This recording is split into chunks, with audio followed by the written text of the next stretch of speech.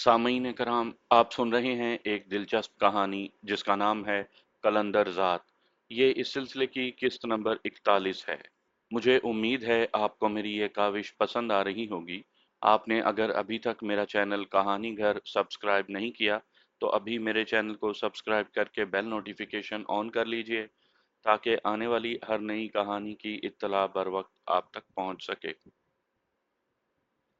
रामगढ़ में 2 दिन दावत चली। हर किसी ने वहीं से खाना खाया। एक तरह से जश्न का सा समा रहा। दूर और नजदीक से मांगने वाले भिखारियों ने भी खूब पेट भरा। राह चलते मुसाफिरों को भी दावत दी गई। यहाँ तक कि तीसरे दिन की सपहर दस्तरखान लपेट दिया गया। हवेली में सुकून सा दर आया। ठाकुर दयाल राय ज्योतिका के पास से होकर अपनी ख्वाबगाह में था। वो कुछ देर तक अपने बेटे के साथ रहा, जिसने हवेली ही को खुशियां नहीं दी, उसे फख्र भी नवाज दिया था। उसकी निगाह सामने दीवार पर टंगे हुए तीर पर थी। उसके जहन में महापंडित की बातें गूंज रही थी। इसके साथ साथ उस शख्स की कही हुई बात भी याद आ रही थी जो उसने तीर देने से पहले कही थी। दोनों की बातें बाहम गुत्थम गुत्था हो रही थीं। वो बहुत उलझा हुआ तो था ही, लेकिन एक नुक्ते पर वो कामिल यकीन रखता था कि उसका बेटा गैर मामूली हालात में पैदा हुआ है। जबकि वो ना उम्मीद हो चुका था, उसने सारा गरूर और तकब्बुर मिट्टी कर दिया था। आइंदा भी अनहोनी हो सकती थी। पहले उसकी जिंदगी फीके रंग, उलझी हुई बेलगाम सोचें और बेमकसद शबो रोज थे, जो अब बिल्कुल ही बदल गए थे। अब उसे जिंदगी बामकसद दिखाई देने लगी थी। उसकी भी सोच बदल गई थी। अभी कल ही की बात थी कि वो सुबह सवेरे ही उठ गया। रामगढ़ में जिंदगी धीरे धीरे जाग रही थी। मशरकी उफ्क नीलगूं हो रहा था, जिसमें सुबह का सितारा अपना आप मनवाने की कोशिश में टिमटिमा रहा था। ऐसे में ठाकुर अपनी ख्वाबगाह की खिड़की में आकर खड़ा हुआ। अगरचे ये उसका रोजाना का मामूल था, लेकिन ये सब उसने पहली बार महसूस किया था। सुबह के नज़ारे में जिंदगी का एहसास बहुत खुशगवार था। उसे ये सुबह नई नई लगी थी। उसकी सोच फैलती गई। बेटे के पैदा होने से पहले उसने कभी ऐसा सोचा नहीं था जैसा वो अब सोच रहा था, जिससे उसकी अपनी जात और उसके इर्द गिर्द फैली हुई कायनात का हवाला हो। इससे पहले उसकी जिंदगी चंद मामूलात के गिर्द घूमती थी।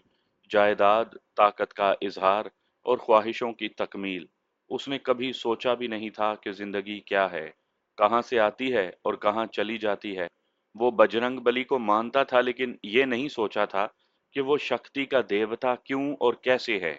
वो सूरज को सूर्या देव देवता मानकर रोजाना उसकी पूजा करता था। उसका धर्म यही था कि जो पंडित ने बता दिया, कभी उस पर सोचता भी तो उलझ कर रह जाता। वो इन्हीं ख्यालात में था कि भानु तेजी से अंदर आया। उसके चेहरे का रंग उड़ा हुआ था। भानु, खैरियत तो है? क्या हुआ तुम्हें?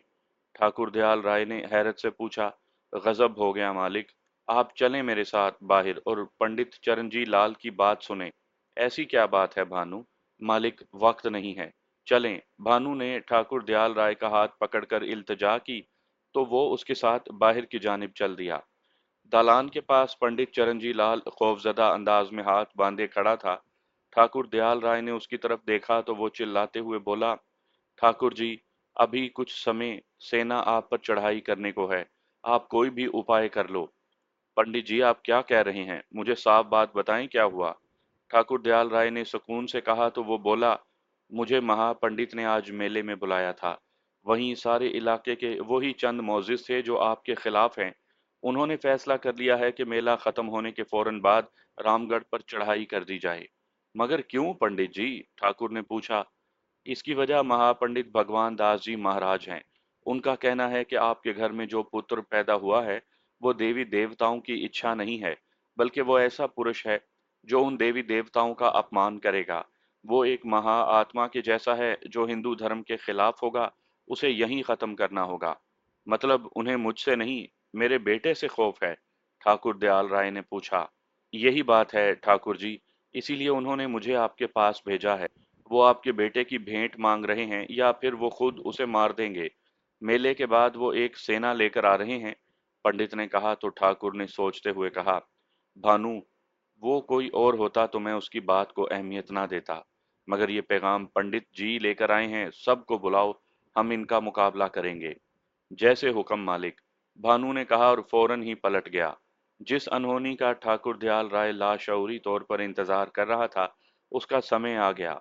लेकिन ये समय इतनी जल्दी आ गया, ये उसने सोचा भी नहीं था। हवेली के मर्दान खाने में रामगढ़ के सभी बड़े जमा थे। उनके सामने सूरत हाल रख दी गई। वो लोग लड़ने मरने को तैयार थे। ठाकुर जी, ये सब लोग बहाना बना रहे हैं, उन्हें आपकी शानो शौकत नहीं भाई। वो कब से रामगढ़ को खत्म करने के लिए तैयार बैठे हैं। यही उनकी राय थी, जिसकी तर्जुमानी एक बूढ़े ने की थी। इस पर ठाकुर दयाल राय ने उन सब की तरफ देखकर कहा, मेरे एक बेटे के लिए न जाने कितने मारे जाएंगे, क्यों ना मैं ऐसा करूं, ये सब छोड़कर यहाँ से चला जाऊं। ये आप क्या कह रहे हैं ठाकुर जी? क्या आपकी रगों में राजपूती खून पानी बन गया है? वो आपको ललकार रहे हैं और आप खौफजदा हैं। उन्होंने यकजबान होकर कहा तो ठाकुर के खून ने जोश मारा। वो खामोश हो गया। फैसला हो गया कि उनका मुकाबला किया जाएगा। शहजोरों और मुहाफिजों को तैयारी का हुक्म दे दिया गया। रामगढ़ के लोग तैयार थे। सूरज गरूब हो गया था।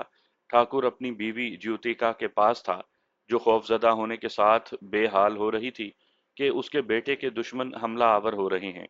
वो रोते हुए बोली, नाथ, एक तरफ आपका बेटा है और दूसरी तरफ आपकी राजपूती अना। अगर वो कामयाब हो गए तो दोनों नहीं बच पाएंगे, लेकिन अगर हम अपने बेटे को बचा लें तो अना का क्या होगा? तो क्या करूं मैं? ठाकुर ने पूछा तो वो बोली, हम किसी को बताए बिना यहाँ से निकल चलते हैं, खून भी नहीं बहेगा। हम यहाँ से बहुत दूर चले जाते हैं। मैं अपने लोगों को क्या जवाब दूंगा? ठाकुर बोला, वो मेरे खून पर शक करेंगे। मैं ऐसा नहीं कर सकता कि ठाकुर दयाल राय के खानदान पर कोई धब्बा लगे। हम राजपूत अपनी अना के लिए अपने बेटे कुर्बान कर देते हैं। ये कहकर वो पलटा और ज्योतिका की ख्वाबगाह से निकल गया। ठाकुर दयाल राय अपने शहजोरों और मुहाफिजों के साथ इस इंतजार में था कि कब वो हमला आवर होते हैं। उन्हें इत्तलाएं मिल रही थी कि मेले के बाद वो सब एक जगह जमा हो गए हैं। उनके साथ महापंडित मौजूद है, जो इस लड़ाई को धर्म युद्ध का नाम दे रहा है, जिससे लोग मरने मारने पर तुल गए हैं। इसी दौरान भानु वहीं आया और उसने आहिस्तगी से ठाकुर दयाल राय को बताया, मालिक, हवेली से मालकन चली गई हैं, वो छोटे मालिक को भी साथ ले गई हैं। किस तरफ गई है? ठाकुर ने परेशानी में पूछा तो भानु ने बताया, हवेली से ही पता चला है कि वो जंगल की तरफ निकली हैं। चलो उन्हें वापस लाएं। ठाकुर ने लम्हों में फैसला करते हुए कहा और घोड़े पर सवार होकर वहां से निकला। उसका रुख जंगल की तरफ था। उसे पूरी उम्मीद थी कि वो अभी ज्यादा दूर नहीं गई होगी। और ऐसे ही हुआ। ठाकुर दयाल राय को ज्यादा दूर नहीं जाना पड़ा। ज्योतिका उसे जल्द ही मिल गई। बग्घी खड़ी थी, लेकिन वो उससे कुछ फासले पर अपने बेटे के साथ अकेली खड़ी थी। उनके सामने चंद ऐसे लोग खड़े थे जिनके हुलिये हिंदू पंडितों की मानिंद थे और उनके हाथों में चमकती हुई तलवारें थीं। उन्होंने ज्योतिका को घेरा हुआ था। वो खूंखार अंदाज में उसका रास्ता रोके हुए थे। जैसे ही ठाकुर और भानु उनके करीब पहुंचे, वो राहजन उनकी जानिब मुतवज्जा हो गए। उसने जाते ही उन्हें ललकारते हुए कहा, कौन हो तुम और ठाकुरानी का रास्ता क्यों रोक कर खड़े हो? तभी उनमें से एक आगे बढ़कर बोला, हमने ठाकुरानी का नहीं, इस बच्चे को रोका है। हमने इसको नष्ट करना है, रोक सकते हो तो रोक लो। ये कहते हुए वो बच्चा छीन लेने के लिए आगे बढ़ा। ठाकुर बिजली की सी तेजी से उनके दरमियान आ गया। वो और भानु उनका मुकाबला करने लगे। चंद लम्हों ही में ठाकुर को ये एहसास हो गया कि वो ज्यादा देर उनके सामने खड़ा नहीं हो सकता। सामने वाले तलवारबाज तो यूं थे जैसे ना उन्हें जख्म लगता है और ना ही वो थकते हैं। इस वक्त तो ठाकुर को यकीन हो गया जब उसने वाज़ेह तौर पर एक की गर्दन पर वार किया। ये ऐसा वार था जिससे गर्दन उड़कर जमीन पर जा गिरती है, लेकिन ठाकुर ने महसूस किया कि उसकी तलवार किसी चट्टान से टकराई है। ठाकुर को यकीन हो गया कि उसके सामने कोई मावराई मखलूक है। ऐसे लम्हे ही में उसे अपनी बेबसी का एहसास होने लगा। एकदम से उसने अपने भगवान से मदद चाही। उसके लबों से बजरंग बली निकला, मगर अगले ही लम्हे उसे खुद अपना नारा खोखला लगा। जहन के किसी खाने में ये बेबसी मौजूद थी कि उसका भगवान कुछ नहीं कर पाएगा। वो मिट्टी की मूरत उसे जिंदगी नहीं दे पाएगी। एकदम से उसे वो शख्स याद आ गया जिसने ऐसी ही कुछ अल्फाज कहे थे। उसकी पूरी तवज्जो उनके साथ मुकाबले पर लगी हुई थी। इन्हीं लम्हात में उसने पूरी शिद्दत से उस शख्स को याद किया। लम्हे के हजारवें हिस्से में उसकी तलवारबाजी के जौहर उसकी निगाहों के सामने फिर गए। उस वक्त वो हैरान रह गया जब उन्हीं हमला आवरों की पुश्त पर वो शख्स नमूदार हुआ। वही सफेद बर्फ के जैसे गेसू, तनोमंद बदन, बारिश और चमकते हुए चेहरे वाला। उसके हाथ में चमकती हुई तेज धार तलवार थी। उसने वहीं से ललकारा। हमला आवरों ने पलट कर देखा। अगले ही लम्हे उनके दरमियान मुकाबला शुरू हो गया। ठाकुर भानु और ठाकुरानी उन्हें देख रहे थे। उस नौवारिद की तलवार जिसे लगती वो गिरता, और गिरते ही उसे आग लग जाती। खून निकलने के बजाय धुआं उठता, और लम्हों में वो राख बन जाता। कुछ ही देर में वो सभी राख बन चुके थे। ये क्या था महाराज? ठाकुर ने उस नौवारिद से पूछा तो वो बोला, ये बहरहाल इंसान नहीं थे। तेरे पंडित भगवान दास के उस जादू का करिश्मा था। भगवान दास, वो मेरे बेटे के पीछे क्यों पड़ गया है? ठाकुरानी ने बेटे को छाती से लगाते हुए पूछा तो वो शख्स बोला, जिस तरह इस बच्चे ने इस दुनिया में आते ही तुम्हें माँ के और ठाकुर को बाप के मुकाम पर फाइज कर दिया, उसी तरह शैतानी कुव्वतों ने भी आंख खोल ली है। वो इस बच्चे को खत्म करना चाहते हैं। वो नहीं चाहते कि ये बच्चा परवान चढ़े। क्यों महाराज, क्यों? ठाकुर ने चिल्लाते हुए पूछा तो वो तहम्मुल से बोला, इसलिए कि ये कश्मकश इस दुनिया में पूरी तरह मौजूद है। ये बच्चा ऐसी सलाहियतें रखता है कि शैतानी कुव्वतें इसके मुकाबले में हमेशा डरती रहेंगी, और ये बच्चा उनका मुकाबला करता रहेगा। ऐसा क्यों है? ठाकुर ने जिद्दी लहजे में पूछा तो वो बोला, तेरा तकब्बुर। किसी इंसान को शोभा नहीं देता कि वो तकब्बुर करे। ये उसी का हक है जिसने सबको पैदा किया। इंसान की सिफ्त आजजी है। उसकी बंदगी तभी है जब तक वो आजिज है। बंदगी आजजी ही से होती है। गोश्त के एक लोथड़े के लिए क्यों इतना तड़प रहे हो? क्यों खुद पर काबू नहीं रख सकते हो? कहाँ गया तेरा तकब्बुर? हमारा इम्तहान मत लो महाराज, उसने बेबसी से कहा तो वो बोला, मैं नहीं, कोई और ही ये चाहता है। कहा था ना कि ये तेरा धर्म बेजान मूर्तियों को पूजने वाला ये जिंदगी नहीं दे सकता। इसमें तो मौत पड़ी है। मैंने तो तुम्हें जिंदगी की नवीद दी थी। मौत कौन दे रहा है? अब बोलो, मौत के अंधेरों में गुम होना चाहते हो या जिंदगी में? मैं अपने बालिक की जिंदगी चाहता हूँ, ठाकुर ने यूं कहा जैसे वो अपना सब कुछ भूल चुका हो कि उसकी अपनी हैसियत क्या है। ये तो तय है ठाकुर, जब तक ये बच्चा तेरे पास रहेगा, जब तक तेरे धर्म की शैतानी कुव्वतें इसे खत्म करने के दर पे रहेंगी। अभी देख लो। उसने कहा, मैं क्या करूं महाराज, मुझे बताओ। ठाकुर ने आजिजी से कहा तो उस शख्स ने तेजी से पूछा, तुम चाहते क्या हो, अपना बच्चा या अपनी अना? दोनों, ठाकुर ने कहा। नहीं मिल सकते, एक का फैसला करना होगा। अपना बच्चा, ठाकुर ने एकदम से कहा तो उस शख्स ने मुस्कुराते हुए कहा, ठाकुर अपनी आंखें बंद करो और एक मंजर देखो। ठाकुर ने आंखें बंद कर ली, फिर चौंक कर उस शख्स की तरफ देखा और मुस्कुरा दिया। तभी उस शख्स ने कहा, अगर तुम्हें मुझ पर यकीन है, ये मंजर इस दुनिया में होगा तो फिर इस बच्चे को यहीं छोड़ जाओ और पलट जाओ। अब ये तुम पर है कि मौत के बाद जिंदगी पाते हो या जिंदगी में मौत का इंतखाब करते हो।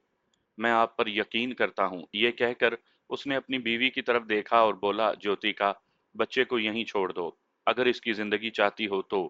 ज्योतिका ने एक निगाह अपने बेटे के चेहरे पर डाली। 3 दिन का बच्चा और माँ की ममता में कश्मकश अरूज पर थी।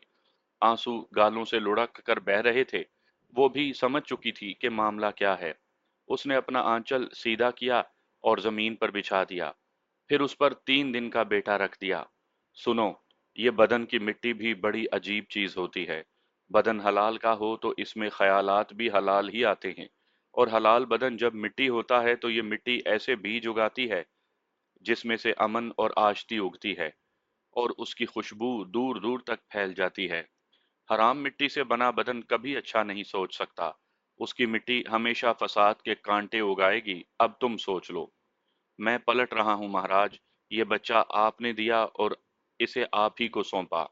ये कहकर ठाकुर दयाल राय ने अपने घोड़े की लगामें मोड़ी तो सामने खड़े शख्स ने कहा, दयाल राय, तू हिंदू है और ये बच्चा अभी किसी मजहब पर नहीं। मेरे आका सल्लल्लाहु अलैहि वसल्लम के मुताबिक अभी ये फितरत सलीमा पर है। हम इसे जो चाहें बना दें। बोलो क्या कहते हो? तुम गवाह रहना, मैं अपने धर्म पर नहीं रहा। मेरे धर्म के लोग इसी बच्चे की वजह से युद्ध पर तुल गए हैं। मैं आप पर छोड़ता हूँ, आप इसे जो चाहे बना दें। मैं नहीं जानता कि आपका धर्म क्या है, जो आपका धर्म है वही बना दें।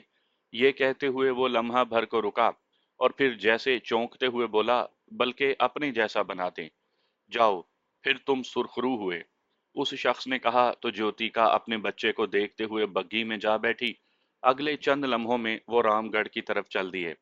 ठाकुर के चेहरे पर जरा सा भी मलाल नहीं था, जबकि उसकी पत्नी खून के आंसू रो रही थी। रामगढ़ पहुंचते ही ठाकुर ने देखा कि एक लश्कर रामगढ़ के सामने था। उसके अपने लोग भी लड़ने मरने को तैयार थे। उसे देखते ही सब में जान पड़ गई। हमलावरों के नारों में पागलपन गूंज रहा था। वो किसी भी लम्हे उन पर हमला कर सकते थे। सारे का सारा रामगढ़ लड़ने के लिए तैयार था, और फिर यह पागलपन युद्ध की सूरत इख्तियार कर गया। पंडित भगवान दास के साथ इलाके के वो लोग भी थे जो हमेशा ही ठाकुर के दुश्मन रहे थे। अभी 3 दिन पहले ही उसकी हवेली से खा पी कर गए थे। ऐसे वो लोग होते हैं जो किसी के दर से खाते भी रहते हैं और उन्हीं के दुश्मन भी बन जाते हैं। यही लोग मुनाफिक होते हैं। दोनों तरफ से लोग एक दूसरे को मार रहे थे। मुनाफिकत अपना रंग दिखा रही थी, शैतानियत हंस रही थी। 3 दिन का नौमौलूद बच्चा उस शख्स के हाथों पर था। उसके सामने झुग्गियां थी, किसी में रोशनी थी और कोई अंधेरे में डूबी हुई थी। किसी में से ढोलक बजने की आवाज आ रही थी, कोई गा रहा था। दूसरी झुग्गियों की तरह एक झुग्गी के बाहर रीछ बंधा था, जिसके पास एक बंदरिया और बंदर भी थे, और उनसे जरा परे एक सफेद कुत्ता लेटा था। झुग्गी के अंदर एक अधेड़ उम्र मर्द और ऐसी ही उम्र की खातून बैठी थी। चिराग की धीमी रोशनी में साफ देखा जा सकता था कि उनके चेहरों पर जिंदगी की थकन मौजूद थी। वो झुग्गियां उन लोगों की थीं जो जात के कलंदर थे। उनका पेशा यही था कि गलियों, बस्तियों और शहरों में रीछ, बंदर और कुत्तों को नचाकर उनका तमाशा दिखाकर रोजी रोटी कमाते हुए बस्ती बस्ती, शहर शहर घूमते। यही उनकी जिंदगी थी। वो मर्द और खातून भी कलंदर जात थे। उनकी औलाद नहीं थी, जिसकी वजह से वो जिंदगी को झेल रहे थे। वो शख्स उस बच्चे को अपने हाथों में उठाए झुग्गी में दाखिल हुआ तो उन दोनों ने उसे चौंक कर देखा और उनकी आंखों में हैरत फैल गई। वो बच्चे को देख रहे थे, तभी उस शख्स ने कहा, ये ले लालू, मैंने तुझे तेरा बेटा ला दिया है। किसका बच्चा उठा लाया है तू? उसने गौर से बच्चे को देखते हुए कहा, तुझे इससे गर्ज नहीं होनी चाहिए। पारसा, क्या तू इस बच्चे को कबूल करती है? हाँ, अब तो मैं इस काबिल नहीं रही, यही सही, मेरा बेटा तो होगा, पारसा बोली। चल दे दे इसे, मैं इसकी खुशी में खुश हूँ। लालू यूं बोला जैसे वो भी अंदर से खुश हो। तभी पारसा ने जज्बाती लहजे में कहा, झूठ कहता है तू, मैं समझती हूँ, ला दे मेरा बच्चा। उस शख्स ने वो बच्चा पारसा की गोद में दे दिया। उसने उसे अपने सीने से लगाया ही था कि माँ के सूते फूट पड़े। वो हैरान रह गई। उसने लालू की तरफ देखा और लरजते हुए बोली, लालू, ये मेरा ही बेटा है, चाहे इसने किसी दूसरी औरत की कोख से जन्म लिया। ये क्या कह रही हो तुम? लालू ने हैरत से कहा तो वो शख्स बोला, ये बाद में बताती रहना, पहले इसका नाम सुन लो, ये खुशी मोहम्मद है। इसके खतने हो चुके हैं। सूरज निकलने से पहले ही यहाँ से निकल जाना, अब मैं चलता हूँ। ये कहकर वो शख्स झुग्गी से निकलता चला गया। लालू ने जब बच्चे को देखा जो पारसा के सीने से जिंदगी पा रहा था, तो सारी बात समझ गया। वो सारी रात उनकी आंखों में कट गई। उन्हें खुशी और हैरत ही इस कदर थी। कबीले के सरदार ने रात ही कह दिया था कि सुबह सूरज निकलने से पहले ही यहाँ से चले जाएंगे, और फिर सूरज निकलने से पहले ही कलंदरों की वो सारी जोगियां उखड़ने लगीं। लालू भी उनमें शामिल था। गधे, घोड़े और खच्चरों पर सामान लाद कर वो चल पड़े। जिस वक्त सूरज की रोशनी फैल रही थी, वो रामगढ़ के पास से गुजर रहे थे। वहां अब जिंदगी नहीं रही थी। मौत ने सब कुछ तबाह कर दिया था। इंसानी खून की बू हर तरफ फैली हुई थी। जली हुई लाशों के साथ हर घर जल चुका था। वो हवेली जहां उन्होंने 3 दिन तक खाना खाया था, वो आज खंडर बन चुकी थी। ना जाने क्यों पारसा ने इस बच्चे के चेहरे पर देखकर रामगढ़ को देखा। मौत भी जिंदगी ही से देखी जा सकती थी। वो रामगढ़ से आगे निकल गए। उनके पास चमकती हुई जिंदगी थी। मंजर अचानक ही बदल गया। जमाल और जसपाल साकित थे और ये सब देख रहे थे। उन्हें यूं महसूस हो रहा था कि जैसे वो भी इसी मंजर के किरदार हों। वक्त तेजी से 9 बरस आगे गुजर गया। वो मंजर एक गांव का था। वो पूरी तवज्जो से उस नए मंजर को देखने लगे। वो गर्मियों की दोपहर थी। गर्मी और हब्स ने हर जी रूह को साए तले पहुंचा दिया था। ऐसे वक्त में लालू कलंदर झुके हुए शानों और बोझल कदमों से खेतों में बने रास्ते पर चलता जा रहा था। उसकी सांसें उखड़ी हुई थी, लेकिन फिर भी वो अपनी सारी कुवत सर्फ करके आगे ही आगे बढ़ रहा था। बूढ़े कलंदर का बहुत बुरा हाल था। उसके बोसीदा कपड़े फटे हुए थे, सर के लंबे बाल बिखरे हुए और गर्द आलूद थे, होंठों पर पपड़ी जमी हुई थी। उसका सांस फूला हुआ था, वो बहुत लागर दिखाई दे रहा था। उसके साथ बंदर और कुत्ता था। उसके पीछे पीछे एक छोटा लड़का भी चलता जा रहा था, जो चेहरे से बहुत भोला और मासूम दिखाई देता था। लेकिन भूख और गुर्बत की अपनी एक छाप होती है, जो उसके चेहरे पर थी। उसने ऊपर कमीज पहन रखी थी, जो जा बजा फटी थी। नीचे उसने कुछ भी नहीं पहना था। पैरों से भी नंगा था, लंबे लंबे बिखरे हुए बाल मिट्टी से अटे हुए थे। लालू कलंदर ने दूर ही से कुआं देख लिया था और उसकी तरफ बढ़ रहा था। उसे उम्मीद थी कि अगर रोटी ना भी मिली तो कम से कम ये झुलसा देने वाली दोपहर तो वहीं गुजर जाएगी, पानी तो पीने को मिल जाएगा। वो कुआं सरदार हीरा सिंह ढल्लों का था, जिसका शुमार गांव के उन लोगों में होता था जिन्हें फक्त अपनी मेहनत मजदूरी से गर्ज होती थी। जिला जालंधर की तहसील नकोदर के करीब गांव ऊगी भी उन गांव में शुमार होता था, जहां फसलें शादाब और किसान खुशहाल थे। दो दरियाओं के पाट में आबाद ये इलाका वैसे भी जरखेज था। सरदार हीरा सिंह ढल्लू ने यहाँ इस गांव में आकर जो थोड़ी सी जमीन बनाई थी, वो उसी में एक अच्छी जिंदगी गुजार रहा था। वो अपनी मेहनत करता और खुशहाल था। उसकी शादी हो चुकी थी और उसके तीन बेटे थे। बड़ा बेटा कलविंदर सिंह, जिसकी अभी मसें नहीं भीगी थी। सरदार हीरा सिंह अपने कुएं के पास दरख्तों तले चारपाई पर बैठा था। कुछ देर पहले ही उसने बैलों की जोड़ी को बांधा था और अब खुद आराम करने की गर्ज से लेटा ही था कि उसे दूर खेतों के पास से एक कलंदर आता हुआ दिखाई दिया। कुछ ही देर के बाद वो कलंदर वहीं आ गया और उसके पास जमीन पर बैठ गया। बच्चा भी उससे जरा फासले पर बैठा तो जानवर भी बहते हुए पानी में जाकर बैठ गए। उसने गदड़ी जमीन पर रख दी। उसे सांस चढ़ा हुआ था जो बहाल नहीं हो रहा था। वो आंखें बंद किए सांस बहाल करने की कोशिश में था। उसकी कमजोर हालत देखकर सरदार हीरा सिंह ढल्लू को बहुत तरस आया।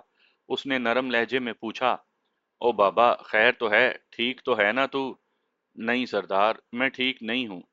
बस किसी वक्त ये सांसें खत्म हो सकती हैं, बहुत मुश्किल में हूँ, कलंदर ने उखड़ी हुई सांसों में बताया। क्या मुश्किल है तुझे? हीरा सिंह ने पूछा। मुश्किल ही मुश्किल है। मेरा बदन मेरा साथ नहीं दे रहा, न जाने कब कहाँ मेरी जिंदगी खत्म हो जाए। बस ये मेरा बच्चा है, सोचता हूँ इसका क्या बनेगा। कलंदर ने कहा। क्या तेरा कोई नहीं? तेरा कबीला, कोई रिश्तेदार, कोई भी नहीं? हीरा सिंह ने हैरत से पूछा। कबीला भी था, एक बीवी भी थी जो अब इस दुनिया में नहीं रही। कबीला भी बिछड़ गया, मैं बस अकेला हूँ, कलंदर ने कहा और खामोश हो गया। वो अब सरदार को क्या बताता कि उसके अपने कबीले वालों ने उसे अलग कर दिया था। उन्होंने उस बच्चे को कबूल ही नहीं किया था। रीछ, कुत्तों और बंदरों को अपनी उंगली पर नचाने वाले उसे बर्दाश्त नहीं कर सके। खुद उसने उस बच्चे को भी काम नहीं सिखाया। बच्चा ही ऐसी सलाहियतों वाला था कि बजाय उसे कुछ सिखाने के, रीछ, बंदर और कुत्ते उसके इशारों पर नाचते थे। ये कोई मामूली बात नहीं थी। वो खुद डर गया था। बच्चे की फितरत में ऐसा था। ऊपर से उसके कबीले वालों ने ना सिर्फ उस बच्चे को कबूल नहीं किया, बल्कि खामखा उसकी जिम्मेदारी भी नहीं ली थी। जैसे ही उसकी बीवी पारसा अगले जहान सुधारी, कबीले वाले भी उसे नजरअंदाज करने लगे। कलंदर दर बदर फिरता एक इलाके से दूसरे इलाके तक जाता हुआ यहाँ आ गया था। रोटी खाएगा? हीरा सिंह ने पूछा। भूख तो लगी है, पर जाता हूँ, गांव में कहीं ना कहीं से रोटी मिल जाएगी। बस ये जरा धूप ढले और थोड़ी देर सांस ले लूं, कलंदर ने कहा। यार बात सुन, भूखा तो मैं भी हूँ। मेरी रोटी नहीं आई अभी तक, बंदा रोटी लेने गया हुआ है। अभी आता है तो खाते हैं, हीरा सिंह ने कहा तो कलंदर ने सर हिला दिया। बच्चा शायद बहुत थका हुआ था, इसलिए साया मिलते ही जमीन पर लेट गया और थोड़ी ही देर के बाद सो गया। सरदार हीरा सिंह और लालू कलंदर यूं ही वक्त गुजारी के लिए बातें करने लगे। किधर का है तू? हीरा सिंह ने उससे पूछा। मुझे नहीं पता, जब से होश संभाला सफर ही में है। हमें तो ये भी नहीं मालूम कि हम कहाँ कहाँ तक गए हैं, लालू कलंदर ने खरखराती हुई आवाज में कहा। कैसी जिंदगी है यार ये भी, हमेशा सफर में रहना, आज यहाँ तो कल वहाँ, और हम बैलों की जोड़ी की तरह यहीं घूम रहे हैं, हीरा सिंह ने कहा। जैसे रब रखे वैसे रहना पड़ता है। मैंने कब कहा था कि मैं कलंदर बनूं? बस बन गया। मैं अगर किसी बादशाह के घर में पैदा हो जाता तो शहजादा होता, लालू ने कहा।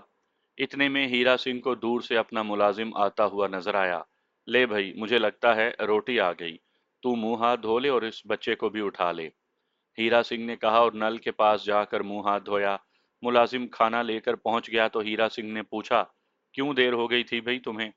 सरदार जी, अब कुछ देर दिन सवेर ही से रोटी खाएंगे। आपके घर में बेटी पैदा हुई है।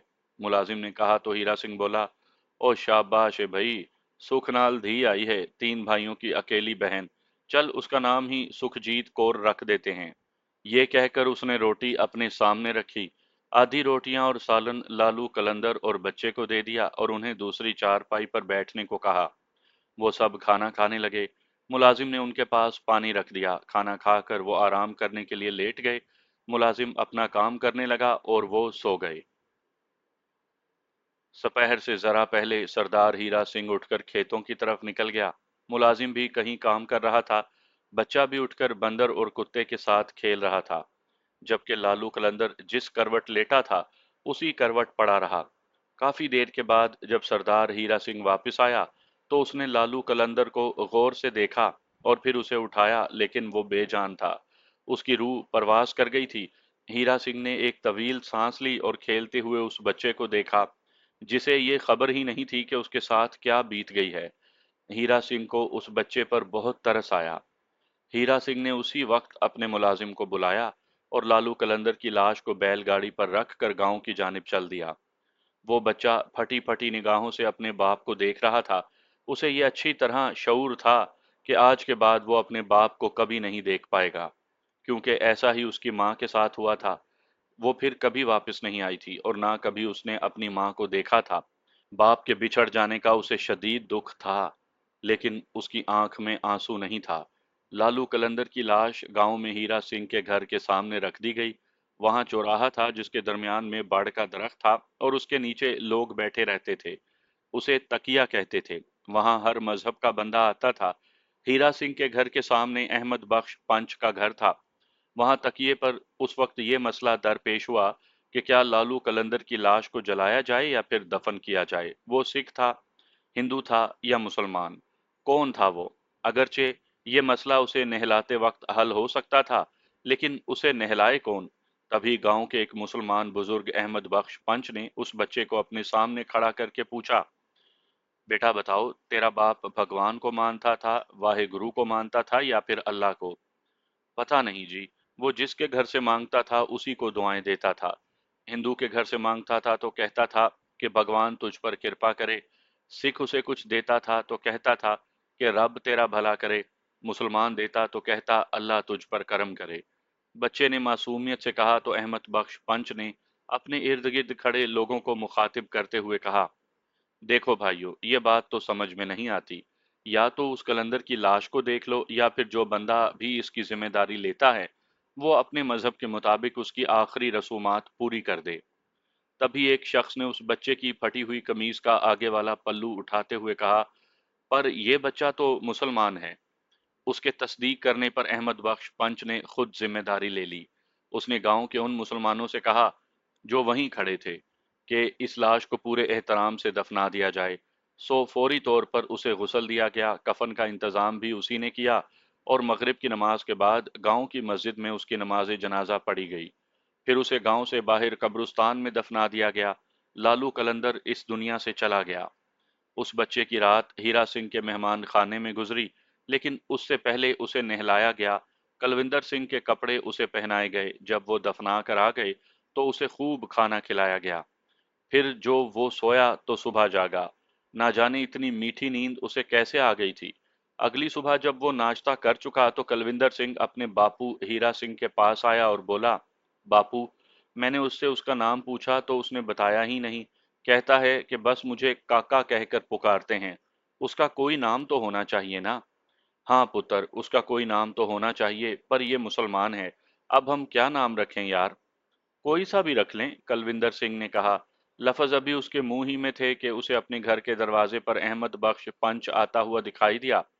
वो करीब आया तो हीरा सिंह ने खड़े होकर उसका इस्तकबाल किया और चारपाई पर बैठने का इशारा करते हुए बोला, आए भाजी बैठें। मैं खेतों की तरफ जा रहा था कि मुझे ख्याल आया, वो कल लालू कलंदर के साथ जो बच्चा था, क्या करना है उसका? अहमद बख्श पंच ने पूछा। करना क्या है, इधर रहेगा हमारे पास, या जैसा आप मुनासिब ख्याल करें। हीरा सिंह ने कहा। तो इतने में हीरा सिंह की बीवी लस्सी का गिलास लेकर आ गई। उसने अहमद बख्श पंच को गिलास थमाते हुए कहा, भाजी, बच्चा बहुत मासूम और भोला सा है। वो तो लगता ही कि नहीं कि उस लालू कलंदर का होगा। पर क्या करें, वो है ही उसका, कलंदर का पुत्र कलंदर। हीरा सिंह ने कहा। बुरा मत मानना हीरा सिंह, तुम उसे रखो तो हमें कोई एतराज नहीं, पर वो मुसलमान बच्चा है। मैं कहता हूँ, जहाँ चार दूसरे हैं वहाँ पांचवा ये भी सही। अहमद बख्श पंच ने बहुत अक्लमंदी से अपनी बात कह दी थी। एक तो उसे ये समझा दिया था कि मुसलमानों के बच्चे को मुसलमानों ही के घर में रहना चाहिए, और दूसरा, वो उस बच्चे को अपना बेटा बनाकर रखेगा, कोई नौकर चाकर नहीं। हीरा सिंह उसकी बात समझ गया। उसने फौरन हाँ में सर हिलाते हुए कहा, जैसे आपकी मर्जी भाजी, मेरे घर में रहे या आपके घर में, एक ही बात है। आमने सामने घर है, हम सब उसकी देखभाल करेंगे। उसने भी अहमद बख्श पंच को ये बात समझा दी थी कि वो भी उस बच्चे की निगहबानी करते रहेंगे। बुलाओ उसको, कहाँ है वो? अहमद बख्श ने पूछा। तो कलविंदर भाग कर आया और उसे ले आया। वापस आते ही उसने अहमद बख्श से वही सवाल किया जो वो अपने बापू से कर चुका था। तब अहमद बख्श पंच ने कहा, हाँ, सोचते हैं इसका नाम। फिर उस बच्चे को अपने पास बुलाकर उसके सर पर हाथ फेरा और उससे पूछा, चल अब हम अपने घर चलें। ये कहकर वो उठा और उसे साथ लेकर अपने घर चला गया। असल में अहमद बख्श पंच की बीवी भागा माई ने जब उस बच्चे को देखा था, तो उसके दिल में शिद्दत से यह ख्वाहिश पैदा हो गई कि वो उसका पुत्र बन जाए। सारी रात वो उसी के बारे में सोचती रही। सुबह नूर के तड़के वो बैठी रो रही थी कि अहमद बख्श पंच ने हैरान होकर उससे रोने की वजह पूछी, तो भागा माई ने अपने दिल का हाल कह दिया। जहां वो अपने अंदर की ममता से मजबूर हो गई थी, वहां वो इस फरमान की भी पैरवी कर रही थी कि यतीम के सर पर हाथ रखने वाला बख्श दिया जाएगा। फिर उसे बच्चे पर तरस भी बहुत आया था। अहमद बख्श पंच ने उससे वादा कर लिया था कि वो उस बच्चे को लेकर आने की पूरी कोशिश करेगा। उसने बच्चे को जैसे ही भागा माई के सामने किया, उसने अपनी दोनों बाहें फैलाकर उसे अपने सीने से लगा लिया। तभी बेसाख्ता उसके मुंह से निकला, मेरा खुशी मोहम्मद। चल, ये मसला भी हल हो गया। इसका अभी तक कोई नाम नहीं था, तूने इसे नाम दे दिया। ये कहकर उसने हीरा सिंह के घर में होने वाली बात बता दी। हाँ, बस इसका नाम खुशी मोहम्मद है, मेरा पांचवा पुत्र, भागा माई ने कहा, और उसे अपने साथ लगा लिया। खुशी मोहम्मद भी उसके साथ यूं लग गया जैसे उसे अपनी माँ मिल गई हो।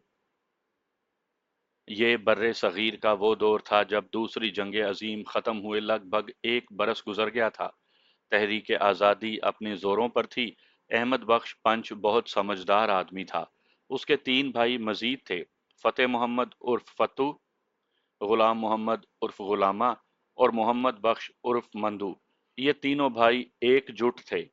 खुशहाल जमींदार होने और पंच होने की वजह से वो वहां ऊगी पिंड में लम्या दी पत्ती वाले मशहूर थे। ऊगी पिंड में जो जमीन थी वो तकरीबन खत्म हो गई थी। जमीन तकसीम दर तकसीम होती हुई लोगों के पास थोड़ी थोड़ी होती जा रही थी। अहमद बख्श पंच ने सोचा था कि उसके अपने चार बेटे हैं और अब पांचवा खुशी मोहम्मद भी आ गया। इसी तरह भाइयों के भी बेटे हैं। जमीन जब तकसीम हुई तो कुछ भी नहीं रहेगा। फिर क्या होगा? उसकी औलाद उस तकसीम के बाद कहां से खाए और कमाएगी? अहमद बख्श पंच को यह अच्छी तरह मालूम था कि नवाब ऑफ बहावलपुर ने 1927 से आबादकारी निज़ाम बनाया है, जिसके तहत जो जितनी चाहे अलॉटमेंट करवा लेता। जमीन आबाद करता तो उसे वो जमीन मिल जाती। उसके अपने गांव ऊगी से और आसपास के गांव से काफी लोग वहां चले गए थे। उन्हें जमीन मिल गई थी। वहां सबसे बड़ा मसला जमीन की आबादकारी का था। बेआबो गयां जमीन को लहलहाते खेतों में तब्दील करना जुए शीर लाने के मुतरादिफ था। अहमद बख्श पंच ने एक दिन अपने भाइयों को इकट्ठा किया और उनके सामने ये बात रखी। काफी देर बहसो तमहीस के बाद ये फैसला हुआ कि अहमद बख्श खुद और फतेह मोहम्मद दोनों वहां चले जाएं और दो भाई इधर ही रहें। जब वहां जमीन की अलॉटमेंट हो जाए तो ये भी उधर ही आ जाएं। खुशी मोहम्मद के तकरीबन 2 साल उस गांव में गुजरे। अपने भाइयों से ज्यादा उसकी कलविंदर सिंह के साथ बनती थी। दोनों सारा दिन खेलते, कभी हीरा सिंह के कुएं पर और कभी लम्या दी पत्ती में वक्त गुजरता। दोनों ही अपने पास गुलेल रखा करते थे। सारा दिन परिंदों का शिकार करते रहते। खाना पीना अच्छा मिला तो खुशी मोहम्मद ने खूब रंग ढंग निकाला। तब एकदम उसे वहां से भी जाना पड़ा। उसे कलविंदर सिंह के साथ छूट जाने का बहुत दुख था। पहले अहमद बख्श पंच और फतेह मोहम्मद रियासत बहावलपुर आए। वहां बातचीत की, लोगों से मिले। एक दिन पलटे तो दोनों अपनी बीवियों और बेटों समेत बहावलपुर रवाना हो गए। वहां उन्होंने दिन रात एक कर दिया। सहराई जमीन को आबाद करने लगे। यहां तक कि उन्होंने ली हुई जमीन आबाद कर ली और कयाम पाकिस्तान हो गया। लोग आग और खून का दरिया पार करके आने लगे। उनमें अहमद बख्श पंच के दोनों भाई भी लुटे पिटे उनके पास आ गए। अहमद बख्श पंच ने उन्हें अपने साथ मिला लिया और जिंदगी नए सिरे से शुरू कर दी। ऊगी पिंड वाली जमीन का क्लेम दाखिल कर दिया गया। यूं किसी को कहीं जमीन मिली और किसी को कहीं। वो सब भाई पाकिस्तान के मुख्तलिफ इलाकों में चले गए। उसी वक्त खुशी मोहम्मद 30 बरस से ऊपर का हो गया। जब उसकी शादी की बारी आई, चारों भाइयों में से किसी की बेटी ऐसी नहीं रही कि जिससे खुशी मोहम्मद की शादी हो सकती। सब ब्याही जा चुकी थी। अहमद बख्श अब बूढ़ा हो चुका था और भागा माई अल्लाह को प्यारी हो चुकी थी।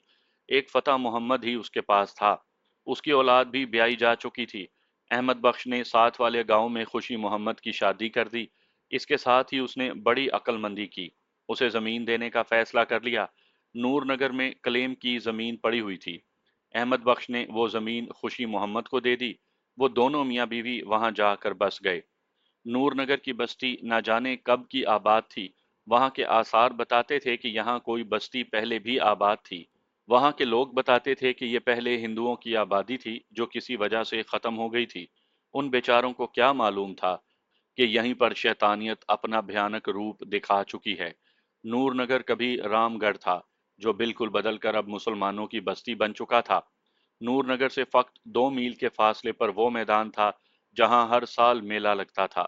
अब मेले में खेलों की नौयत बदल गई थी और मुसाफिर शाह के थड़े का इजाफा हो गया था। तकरीबन 7 बरस बीत गए। खुशी मोहम्मद ने वहां जाकर खूब मेहनत की। उस इलाके में पानी अच्छा था, फसलें शादाब होने लगी। बचपन में गुलेल से परिंदों का निशाना लेने वाला शौक अब गन के साथ शिकार में बदल गया था। उसका निशाना गजब का था और इसी खूबी के बाइस उस इलाके के बड़े जमींदार का बेटा चौधरी शाहदीन उसका बहुत गहरा दोस्त बन गया था। वो अक्सर शिकार पर निकल जाते। खुशी मोहम्मद को सब कुछ मिल गया था। बस कमी थी तो औलाद की नेमत थी जो अभी नहीं मिली थी। वो रब के यहाँ से ना उम्मीद नहीं था। खुशी मोहम्मद की बीवी साबरा अपने नाम की तरह साबिर और शाकिर औरत थी। कुदरत ने उसे रंगो रूप भी खूब दिया था। वो सादा सी घरेलू औरत अपने रब की रजा में राजी थी। अगरचे उसे औलाद होने का दुख तो था, लेकिन उसने इसका इजहार नहीं किया था। उसे सिर्फ शादीन का खौफ था, जिसकी बुरी नजर से बच जाना चाहती थी। वो बहुत कम बाहर जाती। खुशी मोहम्मद ने 2 नौकर रख छोड़े थे, वो ही काम करते थे। साबरा ने उसे इशारे किनाए में खुशी मोहम्मद को शादीन के बारे में भी बताया, जिसे वो ना समझ सका। साबरा ने अपनी लो अपने रब से लगा ली। वक्त गुजरता गया, यहाँ तक कि कुदरत उन पर मेहरबान हो गई। वो उम्मीद से हो गई। उनके यहाँ एक बेटा पैदा हुआ जिसका नाम जमाल रखा गया। वही जमाल जो अपने सामने सारे मंजर देख रहा था। जब वो दुनिया में आया तो उसका बाप कत्ल हो चुका था, जिसका बदला लेने के लिए वो इस मुकाम पर आ खड़ा था। सारे मंजर एकदम से खत्म हो गए। हमारे सामने अंधेरे में डूबा हुआ मैदान था। मैंने पलट कर देखा तो रोही वाले बाबा जी वहीं हमारे सामने खड़े मुस्कुरा रहे थे। हमें अपनी तरफ देखता पाकर वो मुस्कुराते हुए बोले, जमाल, क्या अब तुम्हें समझ आ गई है कि तुम किस हद तक कलंदर हो? लालू कलंदर की वजह से वो कलंदर था, इसी नाते मैं भी हूँ। मैं जान गया हूँ मुझे अब क्या करना है। ये अच्छा हुआ कि तुम समझ गए हो, लेकिन अभी मंजिल बहुत दूर है। तुझे अभी बहुत सफर करना है।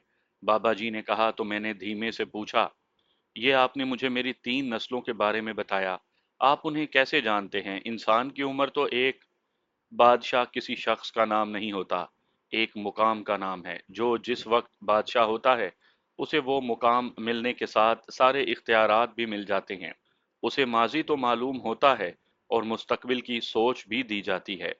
मुकाम आपका? मैंने पूछना चाहा तो वो मेरी बात काट कर बोले, تیری اور شیطان کی کشمکش جاری رہے گی۔ جتنا خود کو مضبوط رکھے گا، تیرے اندر جتنی پاکیزگی آئے گی، تو اتنا ہی مضبوط ہوگا۔ اپنی اور اپنے اندر پڑے قطرے کی حفاظت کرنا، تیری حفاظت خود بخود ہو جائے گی۔ یہ کہہ کر انہوں نے جسپال کی طرف دیکھا اور کہا، تیرے پریوار کے ساتھ بہت ظلم ہوا، تیرے دشمن تجھ سے بہت بھاری ہیں، پر ہیرا سنگھ کی مدد کا اسے حق تو ملنا ہی ہے نا۔ جاؤ، میرا رب تم دونوں کے ساتھ ہے، انہوں نے کہا، اور مسافر شاہ کے تھڑے سے اتر گئے۔ وہ کچھ دور تک تو دکھائی دیے، پھر معدوم ہو گئے۔ ان کے پاؤں تلے روشنی جاگ اٹھی، وہ اس لکیر پر چل پڑے، پھر لمحوں میں وہ نور نگر میں تھے۔